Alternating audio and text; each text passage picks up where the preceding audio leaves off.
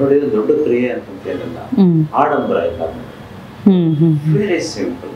ನೀವು ಮಾರ್ವಾಡಿಗಳು ನೋಡಿ, ಅವ್ರ ಡ್ರೆಸ್ಸಿಂಗ್ ಸ್ಟೈಲ್ ನೋಡಿ, ಅವರು ಹೆಣ್ಮಕ್ಳು ಹೇಗಿರ್ತಾರೆ ನೋಡಿ, ಒಬ್ರು ಸಹ ವೆಸ್ಟರ್ನ್ ಡ್ರೆಸ್ ಹಾಕಲ್ಲ. ನೀವು ನೋಡಿದ್ದೀರಾ, ಎಲ್ಲರೂ ಸೀರೆನೆ ಉಡೋವಂಥದ್ದು. ಇಟ್ ಜಸ್ಟ್ ಗಮನ್ಸ್ ನೋಡಿ, ನೀವು ಶೋ ಮಾಡ್ತೀವಿ, ಶೋ ಕೇಸ್ ಆ ಸೆನ್ಸ್. ನಾನು ಮಾರ್ವಾಡಿಗಳನ್ನ 99% ಮಾರ್ವಾಡಿಗಳನ್ನ ನಾನು ನೋಡಲೇ ಇಲ್ಲ ಇಲ್ಲಿ ತನಕ. ಸ್ಟೇಟಸ್ ನೋಡೋದು, ಸ್ಟೇಟಸ್ ಹಾಕೋದು, ಡಿ ಪಿ ಹಾಕೋದು. 10 ಲಕ್ಷ ಅಲ್ಲ, 20 ಲಕ್ಷ ಅಲ್ಲ, ಎಷ್ಟು ಲಕ್ಷ ದುಡ್ಡು ಕೊಟ್ಟರು, ಕೋಟಿ ಕೊಟ್ಟರು ಸಂಬಳ, ಅವ್ರ ಕೆಲ್ಸಕ್ಕೆ ಹೋಗಲ್ಲ.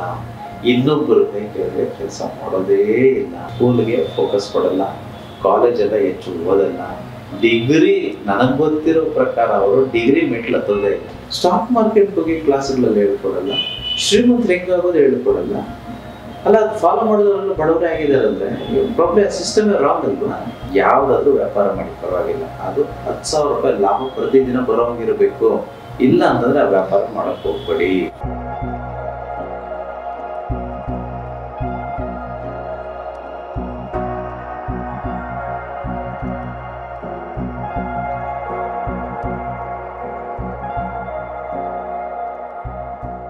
ನಮಸ್ತೆ ವೀಕ್ಷಕರೇ, ನೀವು ನೋಡ್ತಾ ಇದ್ದೀರಾ ಮನಿ ಈಸ್ ಹ್ಯಾಪಿನೆಸ್ ವಿಶೇಷ ಕಾರ್ಯಕ್ರಮಕ್ಕೆ ಸ್ವಾಗತ. ನಾನು ಪ್ರವೀಣಿ ದಾಸ್. ನಮ್ಮ ಕಾರ್ಯಕ್ರಮದ ಮುಖಾಂತರವಾಗಿ ನಿಮಗೆಲ್ಲ ಗೊತ್ತಿರೋ ಹಾಗೆ ಪ್ರತಿ ಸಂಚಿಕೆನಲ್ಲೂ ಕೂಡ ಶ್ರೀಮಂತರಾಗಲಿಕ್ಕೆ ಕೆಲವೊಂದು ಟೆಕ್ನಿಕ್ಗಳನ್ನು ಗುರೂಜಿಯವರು ಹೇಳ್ಕೊಡ್ತಾ ಇದ್ದಾರೆ. ಸೊ ಶ್ರೀಮಂತರಾಗೋದು ಅಷ್ಟು ಸುಲಭದ ಮಾತಲ್ಲ ಅಂತ ಕೆಲವರು ಹೇಳ್ತಾರೆ, ಆದರೆ ಗುರೂಜಿಯವರು ವಾದ ಮಾಡ್ತಾರೆ ಶ್ರೀಮಂತರಾಗೋದು ಬಹಳ ಸುಲಭ ಅಂತ. ಕೆಲವೊಂದು ಟೆಕ್ನಿಕ್ಗಳನ್ನು ನೀವು ಉಪಯೋಗಿಸಬೇಕು ಅಂತ ಹೇಳ್ತಾರೆ. ಇನ್ನು ತಿಂಗಳ ಸಂಬಳಕ್ಕೆ ದುಡಿಯೋರೇ ಹೆಚ್ಚಾಗಿರ್ತೀವಿ ನಾವೆಲ್ಲರೂ ಕೂಡ. ಯಾಕೆ ಅಂತ ಹೇಳಿದ್ರೆ ಯಾರು ಕೂಡ ರಿಸ್ಕ್ ಬೇಡ ನಮ್ಮ ಜೀವನದಲ್ಲಿ. ತಿಂಗಳ ಸಂಬಳ ಬಂದರೆ ಸಾಕು, 30ನೇ ತಾರೀಕು ಅಥವಾ 1ರಿಂದ 5ನೇ ತಾರೀಕು ನಮಗೆ ಸಂಬಳ ಬರುತ್ತೆ, ಆ ತಿಂಗಳದು ಒಂದು ಮ್ಯಾನೇಜ್ ಮಾಡ್ಕೊಂಡು ಹೋಗ್ಬೋದು ಅಂತ. ಆದರೆ ಮಾರ್ವಾಡಿಗಳಾಗಿರ್ಬೋದು ಅಥವಾ ಶೆಟ್ರು ಏನು ಅಂತ ಹೇಳಿದ್ರು ವ್ಯಾಪಾರಕ್ಕೆ ಹೆಚ್ಚಾಗಿ ಪ್ರಾಶಸ್ತ್ಯವನ್ನು ನೀಡ್ತಾರೆ. ಅಂದರೆ ಬಿಸ್ನೆಸ್ ಮೆಂಟಾಲಿಟಿ ಹೆಚ್ಚಾಗಿ ಅವರಲ್ಲಿ ಇರುತ್ತೆ. ಬಿಸ್ನೆಸ್ ಮಾಡಿದ್ರೆ ಹೆಚ್ಚೆಚ್ಚು ಲಾಭವನ್ನು ಗಳಿಸುವಂಥ ಒಂದು ಟೆಕ್ನಿಕ್ ಅವರಲ್ಲಿ ಇರುತ್ತಾ? ಯಾಕೆ ಅಂತ ಹೇಳಿದ್ರೆ ಯಾರೇ ಮಾರ್ವಾಡಿಗಳಾಗಲಿ ಅಥವಾ ಶೆಟ್ರುಗಳಾಗಲಿ ನಾವು ನೋಡಿದ್ರೆ ಅವರು ಬಿಸ್ನೆಸ್ಸಲ್ಲಿ ಇರ್ತಾರೆ. ಯಾರು ಕೂಡ ಏನು ಹೆಚ್ಚಾಗಿ ಆಫೀಸ್ಗಳಿಗೆ ಹೋಗುವಂಥದ್ದು, ಮಂತ್ಲಿ ಸ್ಯಾಲ್ರಿಗೆ ವೆಯ್ಟ್ ಮಾಡೋವಂಥ ಮೆಂಟಾಲಿಟಿ ಅವರಲ್ಲಿ ತುಂಬ ಕಡಿಮೆ ಇರುತ್ತೆ. ಬಿಸ್ನೆಸ್ ಮಾಡಬೇಕು ಅನ್ನೋದಾದರೆ ಧೈರ್ಯನೂ ಬೇಕು, ಹಾಗೆ ಅದರ ಪ್ರಕಾರವಾಗಿ ಅದೃಷ್ಟನೂ ಬೇಕು ಅಂತ ಕೆಲವರು ಹೇಳ್ತಾರೆ. ಹಾಗಿದ್ರೆ ಮಾರ್ವಾಡಿಗಳಿಗೆ ಮತ್ತು ಶೆಟ್ರಿಗೆ ಏನಾದರೂ ಟೆಕ್ನಿಕ್ಗಳು ಗೊತ್ತಿದೆಯಾ? ಹೆಚ್ಚಾಗಿ ಲಾಭವನ್ನೇ ಗಳಿಸ್ತಾರೆ ಅಲ್ಲ ಅವರು, ಯಾಕೆ? ಇದ್ರ ಬಗ್ಗೆ ಹೇಗೆ? ಇದ್ರ ಬಗ್ಗೆ ಗುರೂಜಿಯವರು ಏನು ಹೇಳ್ಕೊಡ್ತಾರೆ, ಏನೆಲ್ಲ ಟೆಕ್ನಿಕ್ಗಳನ್ನು ಹೇಳ್ಕೊಡ್ತಾರೆ? ಯಾಕೆ ಅಂತ ಹೇಳಿದ್ರೆ ನಾವು ಕೂಡ ಬಿಸ್ನೆಸ್ ಮಾಡಬೇಕು, ಲಕ್ಷ ಕೋಟಿಯನ್ನು ಸಂಪಾದಿಸಬೇಕು ಅನ್ನುವಂಥದ್ದು ಆಸೆ ಎಲ್ಲರಲ್ಲೂ ಇರುತ್ತೆ, ಆದರೆ ಧೈರ್ಯ ಸಾಕಾಗಿರಲ್ಲ. ಹಾಗಿದ್ರೆ ಒಂದು ರೈಟ್ ವೇನಲ್ಲಿ ನೀವು ಹೇಗೆ ಹೋಗೋದು, ಬಿಸ್ನೆಸ್ನ ಹೇಗೆ ಮಾಡೋದು ಅನ್ನೋದನ್ನು ಗುರೂಜಿಯವರು ಇವತ್ತಿನ ಈ ಸಂಚಿಕೆಯಲ್ಲಿ ನಮಗೆ ಹೇಳ್ತಾರೆ. ಬನ್ನಿ ಹಾಗಿದ್ರೆ ತಡ ಯಾಕೆ, ದುಡ್ಡಿನ ದ್ರೋಣಾಚಾರ್ಯ ಆಗಿರುವಂಥ ಶ್ರೀ ಅನಂತ ವಿಶ್ವ ಆಚಾರ್ಯ ಗುರೂಜಿಯವ್ರನ್ನ ಕಾರ್ಯಕ್ರಮಕ್ಕೆ ಬರ್ಮಾಡ್ಕೊಳ್ಳೋಣ. ಗುರುಗಳೇ ನಮಸ್ತೆ, ಕಾರ್ಯಕ್ರಮಕ್ಕೆ ಸ್ವಾಗತ. ನಮಸ್ತೆ ಮೇಡಮ್, ಮತ್ತೆ ನಮಸ್ತೆ ನನ್ನ ಎಲ್ಲ ಪ್ರೀತಿಯ ಆಗರ್ಭ ಶ್ರೀಮಂತ ದೇವರುಗಳಿಗೆ. ಸರ್ವೇ ಜನ ಸುಖಿನೋ ಭವಂತು, ಸರ್ವೇ ಸಂತು ನಿರಾಮಯಃ, ಸರ್ವೇ ಭದ್ರಾಣಿ ಪಶ್ಯಂತು, ಮಾ ಕಶ್ಚಿತ್ ದುಃಖ ಭಾಗಭವೇತ್, ಅಹಂ ಬ್ರಹ್ಮಸ್ಮಿ. Thank you universe. ಗುರುಗಳೇ, ಇದು ಎಲ್ರಿಗೂ ಮೂಡುವಂಥ, ಸರ್ವೇ ಸಾಮಾನ್ಯವಾಗಿ ಮೂಡುವಂಥ ಪ್ರಶ್ನೆ. ಯಾಕಂತ ಹೇಳಿದ್ರೆ ಎಲ್ಲ ಮಾರ್ವಾಡಿಗಳು ಹೆಚ್ಚಾಗಿ ಬಿಸ್ನೆಸ್ ಮಾಡ್ತಾರೆ. ಅವ್ರು ಮಾಡುವಂಥ ಬಿಸ್ನೆಸ್ಸಲ್ಲಿ ಲಾಸೇ ಇರಲ್ಲ, ಯಾಕಂದರೆ ಪ್ರಾಫಿಟ್ಟೇ ಇರುತ್ತೆ ಹೆಚ್ಚಾಗಿ. ಆದರೆ ನಮ್ಮವ್ರು ಏನೋ ಒಂದು ಬಿಸ್ನೆಸ್ಗೆ ಕೈ ಹಾಕಿದ್ರೆ ಲಾಸ್ ಮಾಡಿಕೊಂಡೆ, ಲಕ್ಷ ಹೋಗ್ಬಿಡ್ತು, ಬಂಡವಾಳ ಎಲ್ಲ ಹೋಯಿತು ಅಂತ ಹೇಳೋವಂಥ ಮಾತುಗಳು ಹೆಚ್ಚಾಗಿ ಕೇಳಿಸುತ್ತೆ. ಹಾಗಿದ್ರೆ ಅವರಲ್ಲಿ ಏನಾದರೂ ಒಂದು ಟೆಕ್ನಿಕ್ ಇರುತ್ತಾ? ಏನಾದರೂ ತಂತ್ರ ಏನಾದರೂ ಇದೆಯಾ ಗುರುಗಳೇ, ಹೇಗೆ? ಖಂಡಿತ ಮೇಡಮ್, ತುಂಬಾ ತಂತ್ರಗಳಿದೆ. ಅದಕ್ಕೆಲ್ಲ ಹೆಚ್ಚಿನದಾಗಿ ಅವರು ಸ್ವಲ್ಪ ತುಂಬಾ ವಿಶೇಷ ಮೇಡಮ್. ನಮ್ಮ ತರ ಅಂತೂ ಐ ಡೋಂಟ್ ನೋ 1% ಇದಾರೆ ಇಲ್ವೋ ಅಂತ ಅನ್ಸುತ್ತೆ. ನನ್ನ ಸ್ನೇಹಿತರು, ತುಂಬಾ ಸ್ನೇಹಿತರಿದ್ದಾರೆ ನನಗೆ, ಮಾರ್ವಾಡಿಗಳು, ಶೆಟ್ರು, ಮತ್ತೆ ಜೈನ್ ಕುಟುಂಬದವರು, ಇನ್ನು ತುಂಬಾ ಜನ ಶ್ರೀಮಂತ ಕುಟುಂಬದವರು ನನ್ನ ಸ್ನೇಹಿತರಿದ್ದಾರೆ. ಅವ್ರನ್ನ ನಾನು ಕಲ್ತಿದ್ದೇನೆ.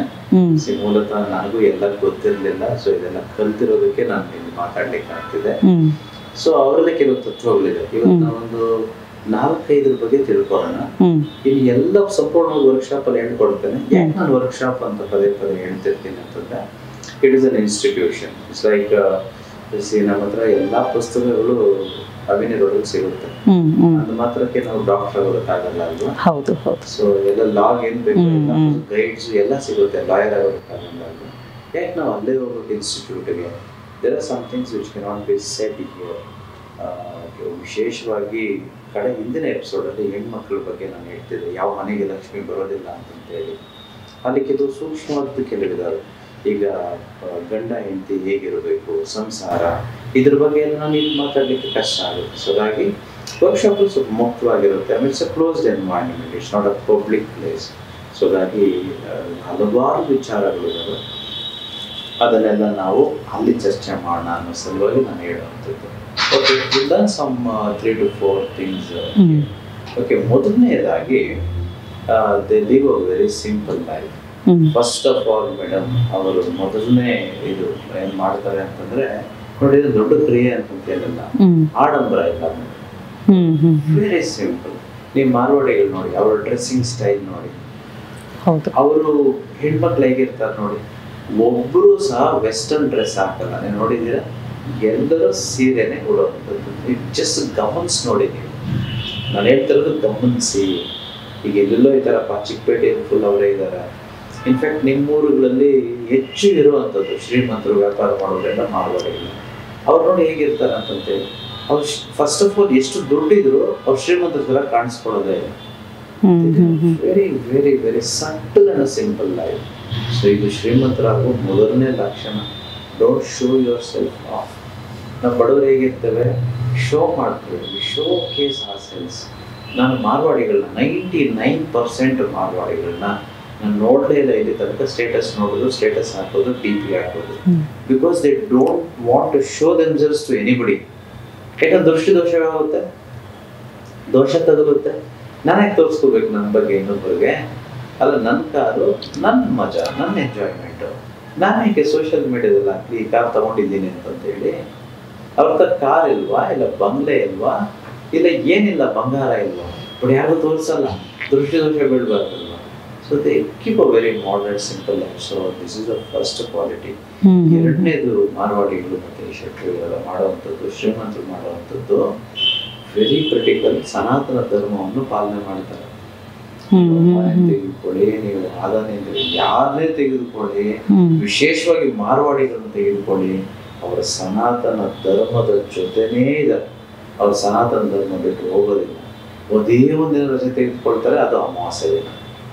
ಅವತ್ತೊಂದು ದಿನ ಏನು ಮಾಡ್ತಾರೆ, ರಜೆ ತಗೊಂಡು ಮನೇಲಿ ಕೂತ್ಕೊಂಡಿರಲ್ಲ, ಗೋಶಾಲೆಗೆ ಹೋಗ್ತಾರೆ, ಹಸುವಿಗೆ ಹುಲ್ಲು ತಿನ್ಸಿ ಬರ್ತಾರೆ.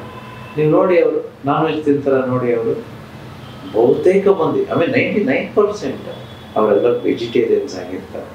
ಯಾರಾದ್ರೂ ನಾನು ನೋಡಿಲ್ಲಪ್ಪ ಮಾರ್ವಾಡಿಗಳು ಕಿತ್ತಾಡೋದು, ಕೆಟ್ಟ ಮಾತಲ್ಲಿ ಬೈಯೋದು, ಒಡೆದಾಡೋದು, ರಾಂಗ್ ಫ್ರೆಂಡ್ಶಿಪ್ಗಳು ಮಾಡ್ಕೊಳ್ಳೋದು, ಇಲ್ಲ ಬಾರ್ಗೆ ಹೋಗೋದು. They don't do any of these things. They very very ಸಾತ್ವಿಕವಾಗಿ ಇರ್ತಾರೆ. That is the power of Sanatan Dharma. ಈ ಸನಾತನ ಧರ್ಮವನ್ನು ಯಾರು ಫಾಲೋ ಮಾಡ್ತಾರೋ ಅವರು ಎಲ್ಲರೂ ಶ್ರೀಮಂತರಾಗ್ತಾರೆ. ಯಾರು ಸನಾತನ ಧರ್ಮ ಅಂತ ಹೇಳಿಕೊಂಡು ಹೇಗೇಗೋ ಬದುಕ್ತಾರೋ ಅವರು ಶ್ರೀಮಂತರಾಗಬೇಕು ಅಂತ ಏನಿಲ್ಲ. So this is the second quality of all this.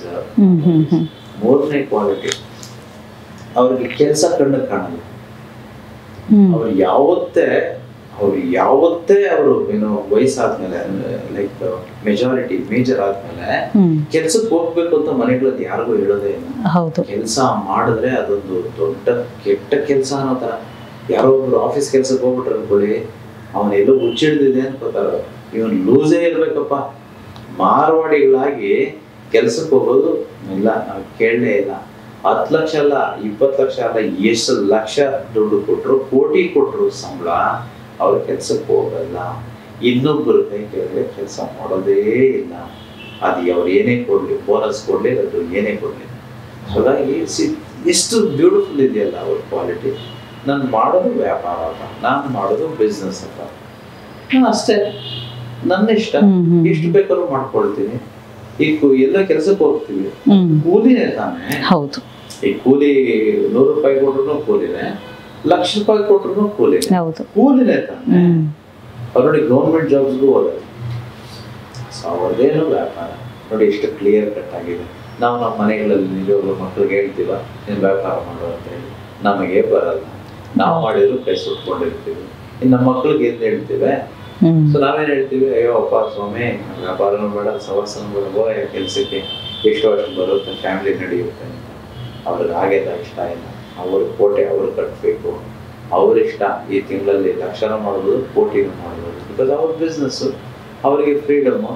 ಅವ್ರಿಗೆ ಯಾರು ಲಾಗಿನ್ ಟೈಮು ಇಲ್ಲ, ಲಾಗ್ಔಟ್ ಟೈಮು ಇಲ್ಲ. ಅವ್ರಿಗೆ ಯಾರು ಕುತ್ಕೋ ಅಂತ ಹೇಳಿಲ್ಲ, ನಿಂತ್ಕೋ ಅಂತ ಹೇಳಿಲ್ಲ. ಅವ್ರ ಬೋನಸ್ ಅವರೇ ಕೊಟ್ಕೊಳ್ತಾರೆ, ಅವ್ರ ಸ್ಯಾಲ್ರಿ ಅವರೇ ಕೊಟ್ಕೊಳ್ತಾರೆ. ಶ್ರೀಮಂತರಿಗೆ ಎಷ್ಟು ಕ್ಲಾರಿಟಿ ಇದೆ ನೋಡಿ ಅವರಿಗೆ. ಇದು 3ನೇ ತತ್ವ ಅವರಿಗೆ. 4ನೇದು ಇಸ್ ವೆರಿ ಇಂಪಾರ್ಟೆಂಟ್, ದಯವಿಟ್ಟು ಎಲ್ಲರೂ ಕೇಳ್ಕೊಳ್ಳಿ. ಅವರು ಸ್ಕೂಲ್ಗೆ ಫೋಕಸ್ ಕೊಡಲ್ಲ, ಕಾಲೇಜೆಲ್ಲ ಹೆಚ್ಚು ಓದಲ್ಲ. ಡಿಗ್ರಿ, ನನಗೆ ಗೊತ್ತಿರೋ ಪ್ರಕಾರ ಅವರು ಡಿಗ್ರಿ ಮೆಟ್ಲು ಹತ್ತೋದೇ ಇಲ್ಲ. ಹೇಗಿದೆ ಇದು? Knowledge kills mind. ಬಿಕಾಸ್ ಈ ಪ್ರೆಸೆಂಟ್ ವರ್ಲ್ಡಲ್ಲಿ ಏನು ಕೊಡ್ತಿದ್ದಾರೋ ಅದೆಲ್ಲ ಜೀವನಕ್ಕೆ 95% 99% ಯೂಸೇ ಇಲ್ಲ. 1% ಅಷ್ಟೇ. ಅವ್ರು ಅದಕ್ಕೆ ಏನು ಕಲಿತಾರೆ ಗೊತ್ತಾ? ಲೆಕ್ಕ ಇಡೋಕೆ ಬರುತ್ತಾ ಅಷ್ಟೇ ಬೇಕಿರೋದು ಅವರಿಗೆ. ಲೆಕ್ಕ ಇಡೋಕೆ ಮಾತ್ರ ಗೊತ್ತಿದ್ರೆ ಸಾಕು. ಅದಕ್ಕೆ ಅಮ್ಮಮ್ಮ ಅಂದರೆ 8ನೇ ಕ್ಲಾಸು 10ನೇ ಕ್ಲಾಸು ಇಲ್ಲ, ಹೇಗೋ ವಯಸ್ಸಿದೆ, ಸುಮ್ಮನೆ ಹೇಗೋ ಸೆಕೆಂಡ್ PUC ಅಷ್ಟೇ. ಡಿಗ್ರಿ ಎಲ್ಲ ಸೀನೇ ಇಲ್ಲ, ಓದೋದೇ ಇಲ್ಲ. So knowledge not required. ನೀವೆಲ್ಲ ಶ್ರೀಮಂತರು, ನೀವು ಶ್ರೀಮಂತರಾಗಬೇಕು. ಫಸ್ಟ್ ಕ್ವಾಲಿಟಿ ಏನು ಗೊತ್ತಾ? ಹೆಚ್ಚೇನು ಓದಂಗಿಲ್ಲ. ಇದು ಯಾರು ಹೇಳ್ಕೊಡೋದೇ ಇಲ್ಲ ರೀ. ಚೆನ್ನಾಗಿ ಓದಿ ಅಂತಾರೆ. ನಾವು ಸ್ವಾಮಿಗಳು ನನ್ನ ಮಕ್ಳಿಗೆ ಯಾವತ್ತೂ ಹೇಳಿದ್ರು ನಾನು, ನೀನು ಓದು, ಇಷ್ಟು ಮಾರ್ಕ್ಸ್ ತೆಗಿಬೇಕು, ಇಂಥ ಸ್ಕೂಲ್ ಇಂಥ ಕಾಲೇಜು. ನಿಜವಾಗ್ಲೂ ಹೇಳ್ತಿದ್ದೀನಿ, ಯೂನಿವರ್ಸ್ ಮೇಲೆ ಆಣೆ ಮಾಡಿ ಹೇಳ್ತಿದ್ದೀನಿ. ನಾನು ಯಾವತ್ತೂ ನನ್ನ ಮಕ್ಳಿಗೆ ಹೇಳಿಲ್ಲ. ಇನ್ಫ್ಯಾಕ್ಟ್ ನನ್ನ ಹತ್ರ ಯಾರು ಬರ್ತಾರೆ ನಾನು ಅವ್ರಿಗೂ ಹೇಳಲ್ಲ, ಸೀರಿಯಸ್ ಆಗಿ ಓದಿ, ಚೆನ್ನಾಗಿ ಓದಿ, ಇಷ್ಟು ಮಾರ್ಕ್ಸ್ ತೆಗೀರಿ. Because I know for sure ಅಲ್ಲಿ ಏನು ಹೇಳ್ಕೊಡ್ತಿದ್ದಾರೋ ಅದೆಲ್ಲ ಸರಿ ಇಲ್ಲ ಅಂತ ನನಗೆ ಗೊತ್ತಿದೆ. ಎಷ್ಟು ತಪ್ಪಿದೆ ಅಂತ ನನಗೆ ಗೊತ್ತಿದೆ. ಇಲ್ಲಿ ವಾಹಿನಿಯಲ್ಲಿ ಅದೆಲ್ಲ ಮುಕ್ತವಾಗಿ ಹೇಳಲಿಕ್ಕೆ ತುಂಬ ಕಷ್ಟ. ಬಟ್ ವರ್ಕ್ಶಾಪಲ್ಲಿ ಸ್ವಲ್ಪ ಫ್ರೀಡಮ್ ಇದೆ ನನಗೆ, ನಿಜವಾಗ್ಲೂ ಕಠೋರವಾಗಿ ಖಂಡಿಸ್ಬೋದು. ಸೊ ಎಜುಕೇಷನ್ ಸಿಸ್ಟಮ್ ಚೇಂಜ್ ಆಗಬೇಕು ನೋಡಿ. ಅವ್ರಿಗೆ ಕಾಳಜಿ ಇದ್ದಿದ್ರೆ ಎಜುಕೇಷನಲ್ಲಿ ನಮ್ಮ ಸನಾತನ ಧರ್ಮದ ಬಗ್ಗೆ ಫಸ್ಟ್ ಸಬ್ಜೆಕ್ಟ್ ಇಡಬೇಕಿತ್ತು, ಸಂಸ್ಕಾರದ ಬಗ್ಗೆ ಫಸ್ಟ್ ಸಬ್ಜೆಕ್ಟ್ ಇಡಬೇಕಿತ್ತು. ಅಲ್ಲ, ಸಮಾಜದಲ್ಲಿ ಇಷ್ಟು ಅನಾನುಕೂಲಗಳು ನಡೀತಿದೆ, ಅವೆಲ್ಲ ತಡೆ ಹಿಡಿಬೇಕು ಅಂತಂದರೆ ಮಕ್ಕಳಿಗೆ ಚಿಕ್ಕ ವಯಸ್ಸಿಂದನೇ ಹೇಳ್ಕೊಡ್ಬೇಕಲ್ಲ. ಸಂಸ್ಕಾರದ ಬಗ್ಗೆ, ತಂದೆ ತಾಯಿಗಳನ್ನ ಚೆನ್ನಾಗಿ ನೋಡ್ಕೊಳ್ಳೋದ್ರ ಬಗ್ಗೆ, ತಂದೆ ತಾಯಿ ಕಾಲಕ್ಕೆ ಬೀಳೋದ್ರ ಬಗ್ಗೆ, ಕೆಟ್ಟ ಮಾತು ಮಾತಾಡದೇ ಇರೋದ್ರ ಬಗ್ಗೆ, ಯಾರಿಗೂ ಹೊಡಿಬಾರ್ದಪ್ಪ, ಹಿಂಸೆ ಕೊಡಬಾರ್ದು ಅನ್ನೋದ್ರ ಬಗ್ಗೆ, ಟ್ರಾಫಿಕ್ ರೂಲ್ಸ್ ಬಗ್ಗೆ, ಈ ದೇಶದ ಸಂವಿಧಾನದ ನಿಯಮಗಳ ಬಗ್ಗೆ ನಥಿಂಗ್ ಇಸ್ ಸ್ಟಾರ್ಟ್. ಅಲ್ಲ, ಯಾರಿಗೆ ಬೇಕಾದ್ರೆ A for apple, B for ball, C for ಕ್ಯಾಟ್ಗಳು. What is the use man? ಎಷ್ಟು ಪ್ರೊಡ್ಯೂಸ್ ಆಗಿದೆ ಈಗ ಇಂಡಿಯಾದಲ್ಲಿ ಅನ್ಎಂಪ್ಲಾಯ್ಮೆಂಟು. ಅಲ್ಲಿ ಎಷ್ಟು ಜನ ಶ್ರೀಮಂತರಿದ್ದೀವಿ. ಅಲ್ಲ, ಏನು ಎಜುಕೇಷನ್ ಸಿಸ್ಟಮ್ ರೀ? ಹಣದ ಬಗ್ಗೆ ಹೇಳ್ಕೊಡಲ್ಲ. ಎಂಡ್ ಆಫ್ ದ ಎಲ್ಲ ಓದಿದ್ಮೇಲೆ ಎಲ್ಲರೂ ಕೆಲಸಕ್ಕೆ ಹೋಗ್ಬೇಕು ಹಣಕ್ಕೋಸ್ಕರ. ಎಲ್ಲರೂ ಏನೋ ಬಿಸ್ನೆಸ್ ಮಾಡ್ತಾರೆ, ಮತ್ತೆ ದುಡ್ಡು ಬರುತ್ತೆ. ದುಡ್ಡಿನ ಬಗ್ಗೆ ಒಂದು ಸಬ್ಜೆಕ್ಟೇ ಇಲ್ಲ ಅಲ್ಲಿ. ಎಂಥ ಎಜುಕೇಷನ್ ಸಿಸ್ಟಮ್ ರೀ ಇದು? ಯಾರಿಗೂ ದುಡ್ಡು ಹೇಗೆ ಮ್ಯಾನೇಜ್ ಮಾಡೋದೇ ಗೊತ್ತಿಲ್ಲ, ಇನ್ವೆಸ್ಟ್ ಮಾಡೋದು ಗೊತ್ತಿಲ್ಲ. ಸ್ಟಾಕ್ ಮಾರ್ಕೆಟ್ ಬಗ್ಗೆ ಕ್ಲಾಸ್ಗಳಲ್ಲಿ ಹೇಳ್ಕೊಡಲ್ಲ, ಶ್ರೀಮಂತರು ಹೆಂಗಾಗೋದು ಹೇಳ್ಕೊಡಲ್ಲ. ಅಲ್ಲ, ಅದು ಫಾಲೋ ಮಾಡೋದ್ರೆಲ್ಲ ಬಡವರೇ ಆಗಿದ್ದಾರೆ ಅಂದರೆ ಪ್ರಾಬ್ಲಮ್. ಆ ಸಿಸ್ಟಮೇ ರಾಂಗ್ ಅಲ್ವಾ? ಸೊ ಹಾಗೆ ಆ ಸಿಸ್ಟಮಲ್ಲಿ ಇವರಿಲ್ಲಪ್ಪ ಪುಣ್ಯಕ್ಕೆ. ಮಾರ್ವಾಡಿಗಳು, ಶೆಟ್ರು ಅಂತ ನಾವೇನು ಕರಿತೀವಿ, ಜೈನ್ಸು, ಅವ್ರಿಗೆ ಓದೋದೇ ಇಲ್ಲ. ಒಬ್ಬರು ಲೆಕ್ಕ ಇಡೋಕೆ ಮಾತ್ರ ಓದ್ತಾರೆ. ದಯವಿಟ್ಟು ಸೀರಿಯಸ್ ಆಗಿಲ್ಲ, ಓದೋಕ್ಕೆ ಹೋಗ್ಬಿಡಿ. ಎನಿವೇ, ಇದನ್ನ ಸಂಪೂರ್ಣವಾಗಿ ಅರ್ಥ ಮಾಡ್ಕೋಬೇಕು. ನನಗೆ ಹೇಳಿದ್ದೀನಿ ಅಂತಂತ ಹೇಳ್ಬಿಟ್ಟು ಓದೋದು ನಿಲ್ಲಿಸ್ಬಿಡೋದು ಅಂತಲ್ಲ. ಅರ್ಥ ಮಾಡ್ಕೊಳ್ಳಿ, ಏನು ಮಾಡಬೇಕು, ಹೇಗಿದೆ ಇದು ಅಂತಂತೇಳಿ ಆಮೇಲೆ ನಿರ್ಣಯ ತೆಗೆದುಕೊಳ್ಳಿ. ಇದು 4th ಪಾಯಿಂಟ್ ಅವ್ರು ಮಾಡೋವಂಥದ್ದು. 5ನೇದು ಇಟ್ಸ್ ಕಠಿಣ ಆದರೂ ಸತ್ಯ. ಅವ್ರು ಯಾವತ್ತೂ ಊರು ಬಿಡ್ತಾರೆ, ನೀವು ಚೆಕ್ ಮಾಡ್ಕೊಳ್ಳಿ. ಅದಕ್ಕೆ ಈ ಊರಿಗೆ ಬಂದವ್ರು ಬಿಸ್ನೆಸ್ ಮಾಡ್ತಿರ್ತಾರೆ. ಅವ್ರು ಯಾವತ್ತೂ ಅವ್ರ ಊರಲ್ಲಿಲ್ಲ. ಸೊ ನಾವುಗಳು ಮಾತ್ರ ನಮ್ಮೂರದ್ದು ತುಂಬ ಇಷ್ಟ. ಊರನ್ನ ಇಷ್ಟಪಡಬಾರ್ದು ಅಂತ ನಾನು ಹೇಳ್ತಿಲ್ಲ, ಅಷ್ಟೆಲ್ಲ ಇಷ್ಟಪಡೋ ಅವಶ್ಯಕತೆ ಇಲ್ಲ. ಬಿಕಾಸ್ ಈ ಭೂಮಿ, ಈ ಪ್ರಪಂಚ ಎಲ್ಲ ನಮ್ಮದೇ ತಾನೆ. ನಮ್ದು ಯಾವುದು? ನಮ್ದು ಇದೇ ಮಾತ್ರನಾ? ನಾವು ಸುತ್ತ ಮೇಲೆ ಎಲ್ಲ ಹೋಗ್ತೀವಿ, ನಮ್ಮೂರಲ್ಲಿ ಇರ್ತೀವ? ಯೋಚನೆ ಮಾಡಿ ನೋಡಿ. ಆ್ಯಕ್ಚುಲಿ ನಮ್ಮೂರುಗಳಲ್ಲೇ ನಮಗೆ ವೈರಿಗಳು ಜಾಸ್ತಿ, ನಮ್ಮ ಮನೆಯಲ್ಲೇ ನಮ್ಮ ವೈರಿಗಳು ಜಾಸ್ತಿ. ನಮ್ಮ ರಿಲೇಷನ್ಸ್ ಅಂತ ಏನು ಕರಿತೀವಿ ಅವರೇ ಪರಮಬದ್ಧ ವೈರಿಗಳು. ಹಾಗಾಗಿ ಈ ವೈರಿಗಳಿಂದ ದೂರ ಇರ್ತಾರೆ ಇವತ್ತು ಮಾರ್ವಾಡಿಗಳು. ಯಾವುದೋ ರಾಜಸ್ಥಾನ, ಯಾವುದೋ ಗುಜರಾತ್, ಈ ಕೇರಳದವರೆಲ್ಲ ಬಿಸ್ನೆಸ್ ಮಾಡ್ತಿದ್ದಾರೆ. Very free. ಆಂಧ್ರದವ್ರು ಇಲ್ಲಿದ್ದಾರೆ, ತಮಿಳ್ನಾಡವ್ರು ಇಲ್ಲಿದ್ದಾರೆ. ಅವ್ರು ಎಲ್ಲ ಕಡೆ ಹೋಗ್ಬಿಟ್ಟಿದ್ದಾರೆ. ಅವ್ರ ಊರಲ್ಲೇ ಅವರು ಇರಲ್ಲ, ಅವ್ರ ಡಿಸ್ಟ್ರಿಕ್ಟಲ್ಲೇ ಅವರು ಇರಲ್ಲ. ಸೊ ಹಾಗಾಗಿ ಇದು ಒಂದು ಕಾರಣ ಅವರು ಶ್ರೀಮಂತರಾಗೋದಕ್ಕೆ, ವ್ಯಾಪಾರ ಸಕ್ಸಸ್ ಮಾಡೋದಕ್ಕೆ. ಯಾಕಂದ್ರೆ ಮುಜುಗರ ಇರಲ್ಲ. ಅಯ್ಯೋ ಅವರು ಇವರು ನೋಡ್ಬಿಟ್ರೆ ಏನೋ ಪದ್ಧತಿ, ನಾನು ಬೀದಿಯಲ್ಲಿ ಹಣ್ಣು ಮಾರ್ತಿದ್ದೀನಿ ಅಥವಾ ಏನೋ ಮಾರ್ತಿದ್ದೀನಿ ಅಂತ ಅವ್ರು ಸಂಕೋಚನೆ ಇಲ್ಲ. ಅದೇ ನಮ್ಮೂರಲ್ಲಿ ನಾವು ಮಾಡೋಕ್ಕಾಗುತ್ತಾ? ಈಗ ಯಾರೋ ಒಬ್ಬರು ಬಜ್ಜಿ ಬೋಂಡನೋ ಅಥವಾ ಏನೋ ಮಾಡಬೇಕು, ಸಣ್ಣ ಹೋಟೆಲ್ ಅಂದ್ಕೊಳ್ಳಿ, ಊರಲ್ಲಿ ಹೆಂಗೆ ಮಾಡೋಕ್ಕಾಗುತ್ತೆ? ಏನಪ್ಪಾ ಬೀದಿಗೆ ಬಂದ್ಬಿಟ್ಟ ಅಂತಾರೆ ಯಾರೋ ದಾರಿಯಲ್ಲಿ ಹೋಗ್ಬಿಟ್ಟು. ಅವ್ರಿಗೇನು ಇಲ್ವಲ್ಲ, ಯಾರು ಇಲ್ವಲ್ಲ ನೋಡೋದಕ್ಕೆ. ಎಲ್ಲಿ ಬೇಕೋ ಏನ್ ಬೇಕಾದ್ರೂ ಮಾಡ್ಬೋದು. ನೀವು ಒಳ್ಳೇದಾಗಿ ಹೇಳ್ತಿರೋದು ನಾನು. ಸೊ ಹಾಗಾಗಿ ಈ 5 ಕ್ವಾಲಿಟೀಸ್ ಅವ್ರು ಫಾಲೋ ಮಾಡ್ತಾರೆ. ಇನ್ನೂ ಅನೇಕ ಹೆಚ್ಚು ಕ್ವಾಲಿಟೀಸ್ ಇದೆ ಅವರದ್ದು. ಇದೆಲ್ಲವನ್ನು ವರ್ಕ್ಶಾಪ್ ಅಲ್ಲಿ ತಿಳ್ಕೊಳ್ಳೋಣ. So at least this much you must know. ದಯವಿಟ್ಟು ಯಾವಾಗ ನಾವು ಇದನ್ನು ಪಾಲನೆ ಮಾಡಿದ್ರು ನಾವು ಖಂಡಿತವಾಗಿಯೂ ವ್ಯಾಪಾರ ಮಾಡ್ತೇವೆ, ಬಿಸ್ನೆಸ್ ಮಾಡ್ತೇವೆ, ಸಕ್ಸಸ್ ಆಗ್ತೇವೆ, ಶ್ರೀಮಂತರಾಗ್ತೇವೆ. ವೀಕ್ಷಕರೇ, ಜೂನ್ 29ನೇ ತಾರೀಕು ಭಾನುವಾರ ವರ್ಕ್ಶಾಪ್ ನಡೀತಾ ಇದೆ. ಆ ವರ್ಕ್ಶಾಪ್ನ ವಿಶೇಷತೆ ಏನು ಅಂತ ಗುರೂಜಿಯವರು ಆಲ್ರೆಡಿ ನಿಮಗೆ ಕೆಲವೊಂದು ಹಿಂಟ್ಗಳನ್ನು ಕೊಟ್ಟಿದ್ದಾರೆ. ಬಿಸ್ನೆಸ್ ಮಾಡಬೇಕು ಅಂತ ಎಲ್ಲರಿಗೂ ಆಸೆ ಇರುತ್ತೆ, ಲಕ್ಷ ಲಕ್ಷ ಲಾಭ ಪಡೆದುಕೊಳ್ಬೇಕು ಅನ್ನೋಂಥ ಆಸೆನೂ ಕೂಡ ಇರುತ್ತೆ. ಆದರೆ ಧೈರ್ಯ ಸಾಕಾಗ್ತಾ ಇರಲ್ಲ, ಅಥವಾ ಯಾವ ಬಿಸ್ನೆಸ್ ಮಾಡಬೇಕು, ನನಗೆ ಯಾವ ಬಿಸ್ನೆಸ್ ಸೂಟ್ ಆಗುತ್ತೆ, ಅದರಲ್ಲೂ ಕೆಲವೊಂದು ತಂತ್ರಗಳನ್ನು ಮಾಡಿ ಬಿಸ್ನೆಸ್ ಮಾಡಬೇಕಾ. ಸೊ ಈ ರೀತಿಯಾದಂಥ ಗೊಂದಲಗಳು ನಿಮ್ಮೆಲ್ಲರಲ್ಲೂ ಕೂಡ ಇರುತ್ತೆ. ಸೊ ಆ ಗೊಂದಲಗಳನ್ನು ನೀವು ನಿವಾರಣೆ ಮಾಡಿಕೊಳ್ಬೇಕು ಅಂದರೆ ಜೂನ್ 29ನೇ ತಾರೀಕು ನಡೆಯುವಂತಹ ವರ್ಕ್ಶಾಪ್ಗೆ ಅಟೆಂಡ್ ಆಗಬೇಕಾಗತ್ತೆ. ಸೊ ನೀವು ಮಾಡಬೇಕಾಗಿರೋದು ಇಷ್ಟೇ. ಮೊದಲು ಬಂದವರಿಗೆ ಮಾತ್ರ ಆದ್ಯತೆಯನ್ನು ಗುರೂಜಿಯವರು ನೀಡ್ತಾ ಇದ್ದಾರೆ. ಸೊ ನಿಮ್ಮ ಸ್ಕ್ರೀನ್ ಮೇಲೆ ಒಂದು ನಂಬರ್ನ ನಾವು ಡಿಸ್ಪ್ಲೇ ಮಾಡ್ತಾ ಇದ್ದೀವಿ. ಆ ನಂಬರ್ಗೆ ಕರೆ ಮಾಡಿ ಹೆಚ್ಚಿನ ಮಾಹಿತಿಯನ್ನು ಪಡ್ಕೊಳ್ಳಿ. ನಿಮ್ಮ ಹೆಸರನ್ನ ಹಿಂದೆ ರಿಜಿಸ್ಟರ್ ಮಾಡಿಸ್ಕೊಳ್ಬೇಕಾಗತ್ತೆ. ಇನ್ನು ಪ್ರತಿ ಸಂಚಿಕೆನಲ್ಲೂ ಕೂಡ ಕೆಲವೊಂದು ಟೆಕ್ನಿಕ್ಗಳನ್ನು ಗುರೂಜಿಯವರು ನಮಗೆ ಹೇಳ್ಕೊಡ್ತಾ ಹೋಗ್ತಿದ್ದಾರೆ. ಹಾಗಿದ್ರೆ ಮಾರ್ವಾಡಿಗಳ ಎಕ್ಸಾಂಪಲ್ ಕೊಟ್ಟರು ಗುರೂಜಿಯವರು, ಶೆಟ್ರುಗಳ ಎಕ್ಸಾಂಪಲ್ಸ್ ಕೊಟ್ಟರು. ಯಾಕೆ ಅಂತ ಹೇಳಿದ್ರೆ ಅವರ ಪರಿಚಯ ನಮ್ಮೆಲ್ಲರಿಗೂ ಕೂಡ ಇರುತ್ತೆ. ಸೊ ಅವರು ಯಾವುದೇ ರೀತಿಯಾದಂಥ ಸಂಬಳಕ್ಕೆ ಹಾತುರಿತಾ ಇರೋಲ್ಲ. ಸೊ ಯಾವುದೇ ಆಫೀಸ್ಗೆ ಹೋಗಿ ಕೆಲಸ ಮಾಡಿ ತಿಂಗಳ ಸಂಬಳಕ್ಕೆ ಬೇರೆಯವರ ಮುಂದೆ ಕೈ ಚಾಚಲ್ಲ. ಸೊ ಅವರೇನು ಅಂತ ಹೇಳಿದ್ರೆ ಅವರು ಬಿಸ್ನೆಸ್ ಮಾಡ್ತಾರೆ, ವ್ಯಾಪಾರ ಮಾಡ್ತಾರೆ, ಲಾಭವನ್ನು ಅತಿ ಹೆಚ್ಚಾಗಿ ಗಳಿಸ್ತಾ ಇರ್ತಾರೆ.